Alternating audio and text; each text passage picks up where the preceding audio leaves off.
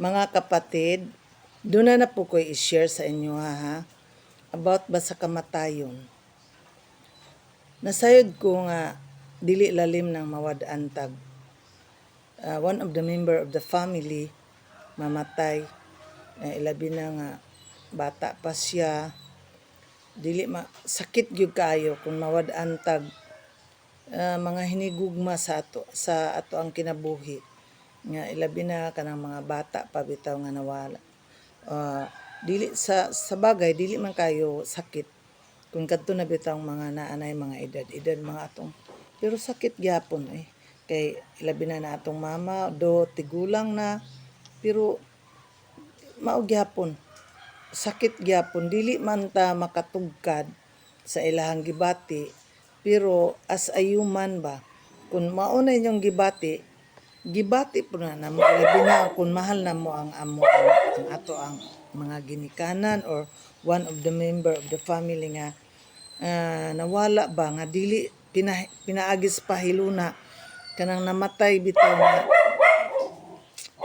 grabe, kanang namatay bitaw nga pinaagis sa pusil, sa luba, or kana bitaw mga tragedy nga wala na to damha. Sakit gyud na kayo, nasayod ko ana, sakit gyud kayo.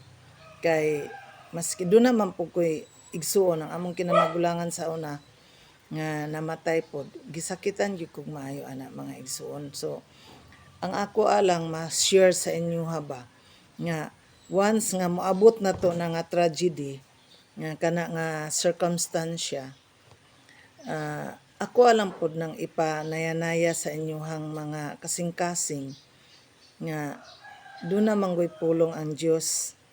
In 2 Corinthians 5:18, 2 Corinthians 5:18, nagdeal gyud ko sa Bible gyud mga igsuon, kay dili gyud ko magpataka-taka og share sa inyo kung wala ang Biblia, kay diha ra gyud panahon nako maka-share.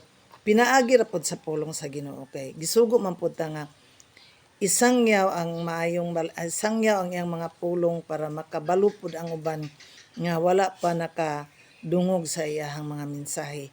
Imin ba? So atong padayonon no, kadto bitong nangamat yan, abi ninyo gialaw man guna sa Ginoo nga diha ra pod siya taman, diha ra pod ang iyahang kamatayon.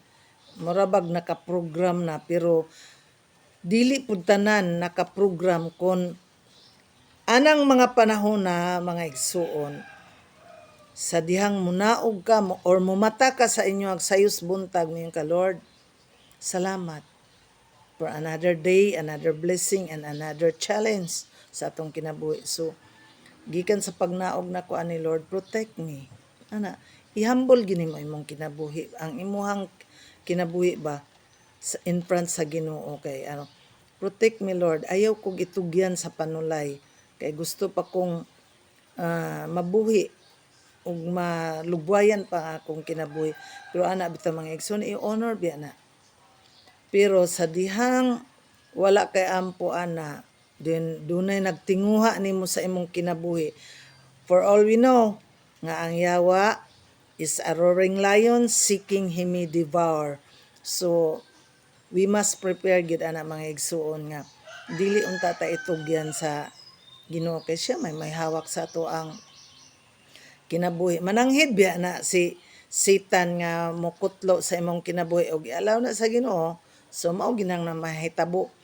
Pero sa dihang naanag gyud ta na nga sitwasyon mga igsuon, namatya na gyud ta, dili magnaya-naya lang ta, kay doon ako'y pulong nga i-share sa inyo ang 2 Corinthians 5:18 nagaingon, in everything give thanks, for this is the will of God concerning in Jesus Christ, concerning you. Akong turun og basa in everything, 2 Corinthians 5:17, 5:18 nagaingon, in everything give thanks, for this is the will of God concerning Christ Jesus, the will of God in Christ Jesus concerning you. So mga igsoon, mao na ang angay din na ato ra gyapong pasalamatan mga igsoon kay gialaw man sa Ginoo. Do naman siya plano, do na siya purpose nga nung gialaw niya. Sakit kayo, dili gid lalim nga mawad-an tag mga loved ones nga labi na ato ang gihigugma dool kanato sa tuang dughan niya. Kalitlag nawala, bata pa siya, na matay ba siya og dili maayo nga mga kamatayon na plane crash or nalubaan na napusilan inana nga sitwasyon mga igsuon. Maunang naay word ang Dios nga nagaingon, in everything give thanks, for this is the will of God in Christ Jesus concerning you. Maunang sakit man ang nahitabo, pero di po ta makapalungulipas mga igsuon, tungod kay ang tanan gyud ay atong pasalamatan, tungod kay siya ra ang nakasayod sa atong mga plano, sa iyang purpose nga nung gikuha ta og sayo. Mao ba na mga igsuon, ug ako nang piyal, I hope nga duna tay nakuha ni ana ang tanan pasalamatan. Rejoice in the Lord always, and I say again, rejoice. Mao na din ana ang sunod nga kuan ana mga igsuon, kana 5 Corinthians 5:16 nagaingon, rejoice for evermore, and 17 nagaingon, pray without ceasing. Og ang pagkaitin ana mga igsuon, kung mabasa mo sa inyong Bible, that is in 2 Thessalonians 5:18 nagaingon, in everything give thanks, for this is the will of God. So di ta makapangulipas mga igsuon, maayo man ang plano sa Ginoo nato, we must admit nga sakit pamalandungon, pero kay gikatugot man sa Ginoo, di man kay ta makapasalamat tungod sa kaguol o ka bugat sa ato ang dala-dala diri, but still ang pulong sa Ginoo mao gyud matuman ang tanan nga ato lang gyapon siyang pasalamatan. Amen. So I hope dunay nakuha ang tanan, no? To God be all the glory.